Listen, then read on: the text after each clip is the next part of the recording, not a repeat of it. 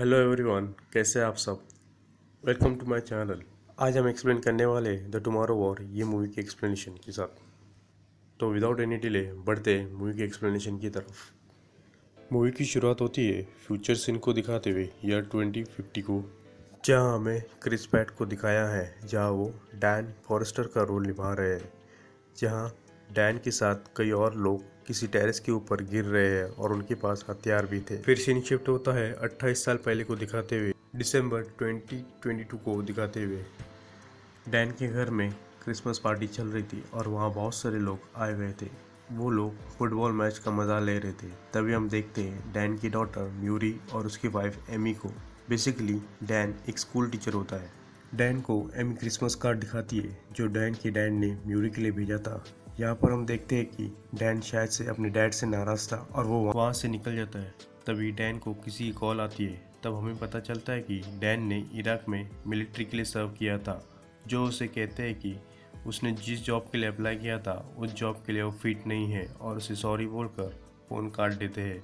और फिर डैन गुस्से में अपने हाथ की फाइल फेंक देता है। फिर डैन घर में आकर म्यूरी और एमी के साथ बैठकर फुटबॉल मैच देख रहा होता है। तभी लाइव फुटबॉल मैच के दौरान फुटबॉल मैच ग्राउंड पर एक पोर्टल खुलता है जिसमें से फ्यूचर के सोल्जर आते हैं।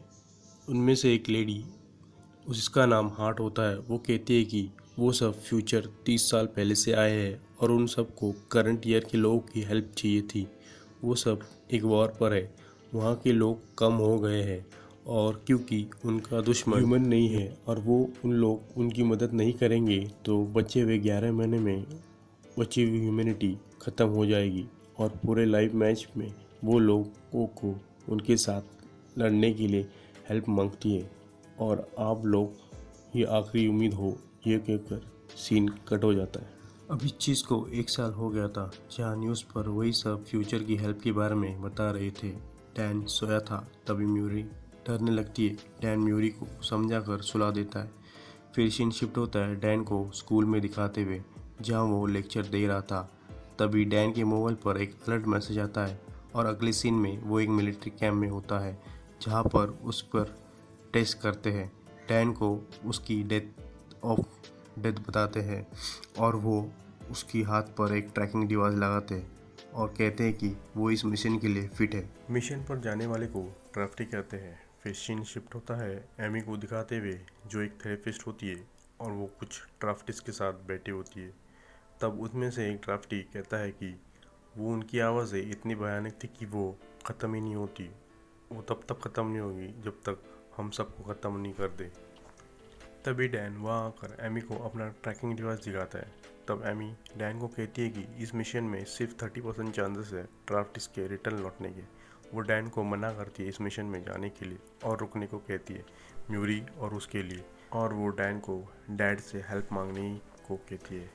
फिर डैन पहुँचता है प्लेन के गैराज में जहाँ डैन के पिता जेम्स फॉरेस्टर को दिखाया हुआ है। डैन उनको अपना डिवाइस निकालने को कहता है। वो रेडी होते हैं, तब उनमें बहस हो जाती है और डैन वहाँ से चला जाता है। वो एमी को गले लगाकर और म्यूरी को लास्ट विजिट कर गए मिशन के लिए निकल जाता है। फिर सब ड्राफ्टी एक जगह जमा होते हैं ट्रेनिंग के लिए।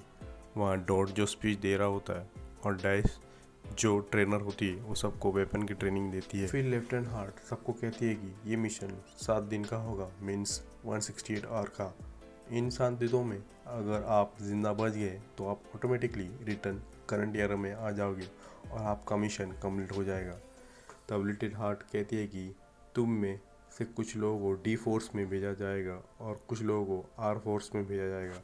तब सब ट्रैकिंग डिवाइस पर फोर्स अल्फ़ाबेट दिखने लगता है। डैन के ट्रैकिंग डिवाइस पर आर फोर्स हिट होता है। वहीं डैन की मुलाकात चार्ली से होती है, वो भी आर फोर्स में होता है। वहाँ डोरियन भी होता है और वो भी आर फोर्स में होता है। वो चार्ली को चुप रहने को कहता है जो कब से बड़बड़ा रहा था। फिर वो सब डिवाइड हो जाते हैं और एक रूम में जमा हो जाते हैं। लिटिल हार्ट सबको वेलकम करती है और वो बताती है आर फोर्स का फुल फॉर्म रिसर्च फोर्स होता है और वो कहती है कि आप सब ईयर 2051 का काउंटर पार्ट का हिस्सा होने वाले हो। तब उनमें बेटी नोरा पूछती है कि क्यों ना हम वॉर होने के पहले ही जाए।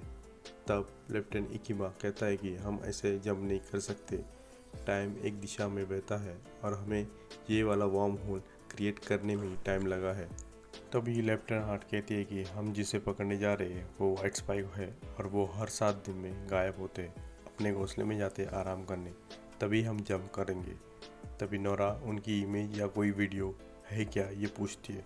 तब लेफ्टिनेंट हार्ट कहती है कि उसकी इमेज या वीडियो हम शेयर नहीं कर सकते। फिर सभी एक हॉल में रेस्ट करते हैं। तभी अलार्म बजता है और लेफ्टिनेंट हार्ट सबको रेडी होने के लिए कहती है। सब रेडी होती है और एक जगह पर खड़े हो जाते हैं और टाइम पोर्टल चालू करते हैं और सब एक एक करके टाइम पोर्ट होने लगते हैं और सब एक जगह लैंड करते, जो हमने फर्स्ट सीन में देखा। डैन एक टेरिस पर स्विमिंग पूल में गिर जाता है। वो चार्ली को और खुद को बाहर निकाल लेता है और एक जगह जमा हो जाते हैं। तब हम सामने देखते हैं कि मियामी सिटी पूरी तरह बर्बाद हुई है। तभी ईयर 2051 के मिलिट्री कैंप से कर्नल रोमियो कमांड, जो एक लेडी होती है, वो ड्राफ्टी से कांटेक्ट करने की कोशिश करती है। तभी डैन सुन लेता है और उसे रिस्पॉन्ड करता है। कर्नल वेरीफाई करके डैन को इंस्ट्रक्शन देने लगती है और ये सब बाकी सुन रहे होते हैं। कर्नल वो जगह को खाली करने को कहती है और सामने रिसर्च लैब की तरफ बढ़ने को कहती है और उनके लोगों को रेस्क्यू करने भी बोलती है। और ये जगह वाइट स्पाइक करके जो एलियन है स्पीशीज होती है उससे घिरा हुआ होता है। सब लोग लैब की तरफ बढ़ते हैं। रास्ते में सब अलर्ट होकर आगे बढ़ते हैं। रास्ते में सारा मंजर डरावना होता है। वो सब लोग लैब पहुँचते। डोरियन को एक मरा हुआ वाइट स्पाइक दिखता है और वो उसके पैर में से एक नाखून निकाल के खुद के पास रखता है। तब लैब में उन्हें रिसर्च टीम जो सभी मेंबर मरे हुए मिलते हैं। कर्नल कहती है कि लैब में पड़े सारे ड्राइव जो भी है वो सब डेटा कलेक्ट कर लो। फिर वो डैन को कहती है कि वो बायोलॉजिकल लैब मटेरियल में लैब 1 में लैब 2 से ब्लू एम्बुलेंस लाने को कहती है। तब बाहर नोरा और कोवन जो लैब को प्रोटेक्ट करते हैं वो लोग कुछ नोटिस करते हैं। तभी वहाँ मिलिट्री कैंप से भी इंस्ट्रक्शन आता है कि हमें इस जगह पर बॉम्ब गिराने होंगे और जेट रेडी हो जाते। डैन ब्लू एम्बुलेंस कलेक्ट करके बाकी सबके साथ निकलता है। सब निकलते ही तब लास्ट में कोवन खड़ा होता है और ऊपर से कोई आए ना ये सब देख रहा होता है। सब जाने के बाद कुछ नोटिस करता है और फायरिंग शुरू हो जाती है। डैन को वाइट स्पाइक एक अटैक करने वाला ही होता है। तब डोरियन आकर उसे बचा लेता है। सब बाहर निकल जाते हैं। तब उसमें से एक वाइट स्पाइक सबको भगाकर सबको अपनी आवाज़ से बाकी वाइट स्पाइक को बुलाने लगता है। सब उस जगह की तरफ बढ़ने लगते। तब कर्नल सबको जल्द से जल्द जगह खाली करने को कहती है क्योंकि उस जगह पर बॉम्ब गिराने वाले थे और वो जगह को पूरी तरह से तबाह करने वाले थे। तब उन्हें दूसरी तरफ से टैंकर भी आ जाते हैं और उन पर भी वाइट स्पाइक अटैक कर लेते हैं। तब सब लोग वाइट स्पाइक पर फायरिंग करने लगते हैं और इस जगह पर बहुत से ड्राफ्टी मर जाते हैं। तब कोवन एक जगह गिर जाता है और उसे बचाने के लिए डैन नीचे कूद जाता है। तब कोवन और नोरा वहाँ रुक जाते और डैन को बाकी सबके साथ भागने को कहते। तब थोड़ी देर में जेट यहाँ आते और पूरी जगह को बॉम्ब से उड़ा देते। फिर नेक्स्ट सीन में डैन की आँख मिलिट्री कैंप में हॉस्पिटल में खुलती है। वहाँ उसकी मुलाकात चार्ली और डोरियन से होती है।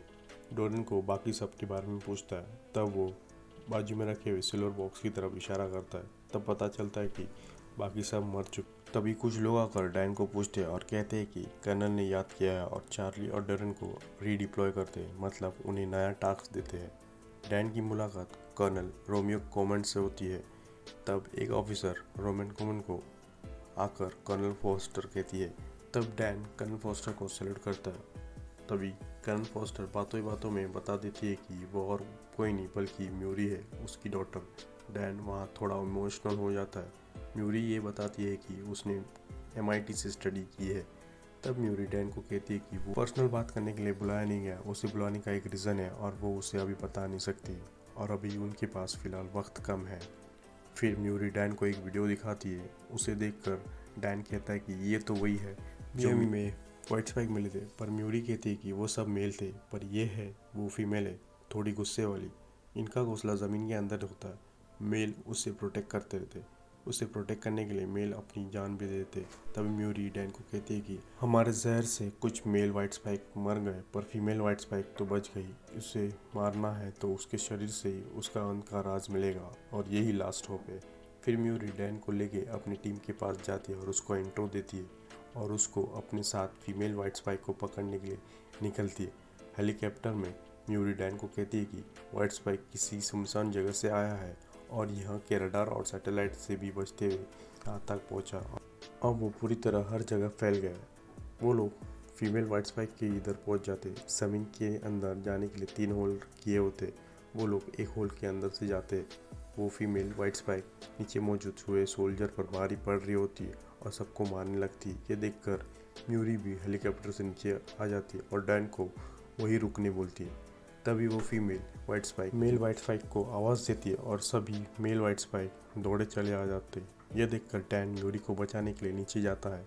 वो फीमेल वाइट स्पाइक म्यूरी को काटने ही वाला होता है, तभी डैन आकर बचा लेता है और बड़ी मुश्किल से उसे केज में बंद करके हेलीकॉप्टर से उसके बांधकर उसे लेके चले जाते। म्यूरी दूसरे वाइट स्पाइक को पकड़ने निकल जाती है। तभी म्यूरी और डैन के पीछे वाइट स्पाइक की पूरी गैंग पड़ जाती है। उससे बचने के लिए वो लोग वैन में बैठ जाते हैं जिसमें गन होती है। डैन वैन चलाता है और म्यूरी गन फायर करके वाइट स्पाइक को मारने लगती है और वो दोनों वहाँ से बचकर बीच की तरफ आ जाते। तब म्यूरी डैन पर चिल्लाने लगती है कि वो नीचे क्यों उतरा। तब डैन कहता है कि वो अभी भी उसका डैड है। फिर डैन अपने फ्यूचर के बारे में पूछता है। तब म्यूरी कहती है कि डैन एमी को डिवोर्स लेके उन दोनों को अकेले छोड़ जाता है और एक दिन कार एक्सीडेंट में उसकी मौत हो जाती है। फिर म्यूरी और डैन हेलीकॉप्टर में बैठकर डिप्सवेल 9 जगह पर एक समुंदर के बीच में आ जाते जहाँ वो फीमेल वाइट स्पाइक को पकड़ कर रखा होता है। म्यूरी फीमेल वाइट स्पाइक का डीएनए लेकर उस पर कौन सा जहर काम करेगा इस पर वो टेस्ट करने लगते। बहुत सारे टेस्ट करते हैं। तब डैन म्यूरी को पूछता है कि जहर मिलने पर तुम उसका क्या करोगे और उससे कैसे होगी। तब म्यूरी कहती है कि उसका सोल्यूशन है पर वो अभी बता नहीं सकती। डैन का वहाँ आखिरी दिन भी होता है। फिर वो करंट ईयर में रिटर्न हो जाता था। थोड़े टाइम हो जाते हैं फिर उनके हाथ कुछ नहीं लगता।